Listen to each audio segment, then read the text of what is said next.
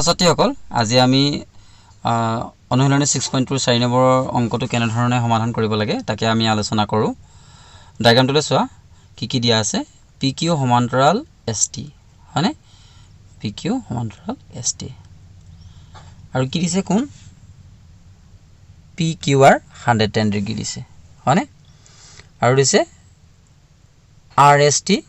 130 degree. এতিয়া আমাৰ এটা ভ্যালু উলিয়াব লাগে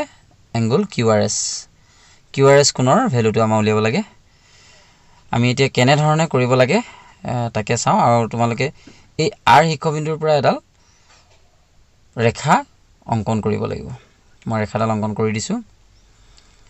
তেতিয়া উত্তৰটো আমি সহজতে পাম। এই R ৰেখা R শিক্ষাবিন্দুৰ পৰা RM এডাল ৰেখা অংকন কৰিলো আৰু এই RM ৰেখাডাল ST সমান্তৰাল হ'ব। PQ ST সমান্তৰাল দিছিলে আৰু RM আমি কি ST সমান্তৰালকে অংকন কৰিলো। এতিয়া আমি ST সমান্তৰাল RM এডাল অংকন কৰিলো সেইকাৰণে কি কৈছো অংকন কৰা হ'ল। আমাৰ প্ৰশ্ন দিয়া নাই কিন্তু আমি অংকন কৰিলো ST সমান্তৰাল RM। এটা কি আছিল প্ৰশ্নমতে কি আছিল PQ সমান্তৰাল ST দিছিলে PQ সমান্তৰাল ST আকৌ ST ডাল RM সমান্তৰাল নহয় গোটেই তিনিটাল সমান্তৰাল লিখিলো ব্ৰেকেটত লিখিছো PQ যেহেতু PQ সমান্তৰাল ST।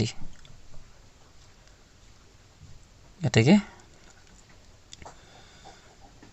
কি হ'ব PQ সমান্তৰাল RM হ'ব হয়নে।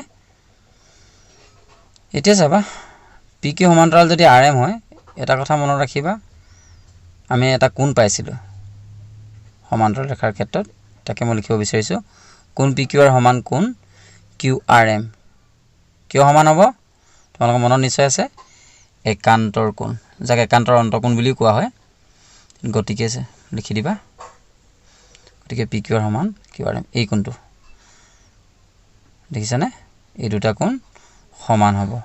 কিমান হ'ব 110 ডিগ্ৰী হ'ব QRM দুইটা 110 হ'ব একান্তৰ কোণ এইটা মনত আছে নিশ্চয় একান্তৰ কোণ কি এটাকে আমি লিখি দিছো QRM = 110 ডিগ্ৰী। এতিয়া আমাৰ অংকটো উত্তৰ উলিয়াবলৈ একেবাৰে সহজ হৈ যাব। এতিয়া চোৱা ST আৰু RM দুইডাল সমান্তৰাল আৰু ইয়াতে দুটা কোণ চোৱা একেফালে দুইটা কোণ আছে দুইটা ফালে একেফালে থকা দুটা অন্তঃকোণ আৰু RS ডাল ইয়াৰ তিৰ্যক হয় ST ৰ সমান্তৰাল RM RS ইয়াৰ তিৰ্যক গতিকে কি হ'ব আকৌ লিখিছো কোণ RST প্লাস কোণ SRM = 180 ডিগ্ৰী কিয় হ'ব এডাল তিৰ্যক হয় RS ডাল ST আৰু RM সমান্তৰাল ৰেখাৰ তিৰ্যকৰ একেফালে থকা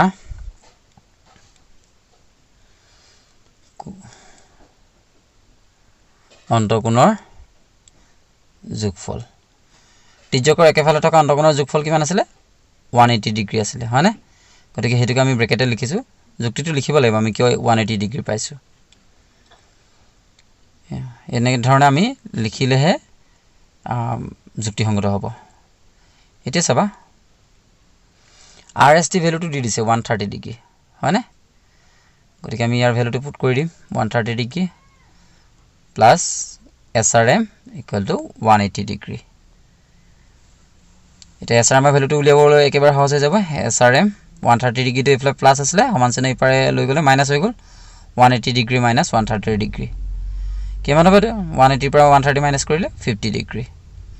এইটো কোণ 50 ডিগ্ৰী হ'ব এই সৰু কোণটো গতিকে QRS টো উলিয়াবলৈ সহজ হ'ব। এতিয়া কেনে ধৰণে QRS উলিয়াম তাকে আমি চাওঁ হা QRS এৰ ভ্যালুটো এটা 50 ডিগ্ৰী পালো। এতিয়া চাবা QRM কিমান পাইছিল আমি একান্তৰ কোণ হওঁতে 110 ডিগ্ৰী এটো লিখি ললো এই QRM কোণটো এটা ডাঙৰ কোণটো QRM কোণটো দুটা কোণ সোমাইছে চোৱা কি সোমাইছে QRS plus SRM এম এই কোণটোক আমি ভাঙি দিলোঁ 110 ডিগ্ৰী কিউ আৰ এম ডাঙৰ কোণটোক ভাঙি দিলোঁ কিউ আৰ এছ আৰু কিউ আৰ এম হয়নে এইটা এতিয়া আমি লিখি দিম Q R S plus S R M ভ্যালুটো আমি কিমান পাইছিলোঁ 50 degree 110 degree Q R S আমাৰ উলিয়াব লাগিব হয়নে তো কিউ আৰ এছ 50 ডিগ্ৰী ইফালে লৈ গ'লোঁ 110 মাইনাছ 50 ডিগ্ৰী কিনে মুছি দিছোঁ কিমান হ'ব 110 পৰা 50 গ'লে 60 ডিগ্ৰী একেবাৰে সহজ এইটো ওলাই গ'ল কিউ আৰ এছৰ ভ্যালুটো ওলাই গ'ল তো দেখিলানে তোমালোকে এতিয়া উত্তৰ বুলি লিখি দিওঁ কোন কিউ আৰ এছ 60 ডিগ্ৰী গতিকে কিউ আৰ এছৰ ভ্যালু এনেধৰণে উলিয়াব লাগে একেবাৰে সহজ কিন্তু আমাৰ এটাই কথা আমি এই কোনটো আঁকিবৰ কাৰণে আমি আৰ এছ ডাল অংকন কৰি লৈছোঁ ভিডিঅ'টি শেষলৈকে চোৱাৰ বাবে সকলোকে ধন্যবাদ জনালোঁ পৰৱৰ্তী ভিডিঅ'ত পুনৰ লগ পোৱাৰ প্ৰতিশ্ৰুতিৰে আজিৰ ভিডিঅ'টো ইয়াতে সামৰণি মাৰিছোঁ ধন্যবাদ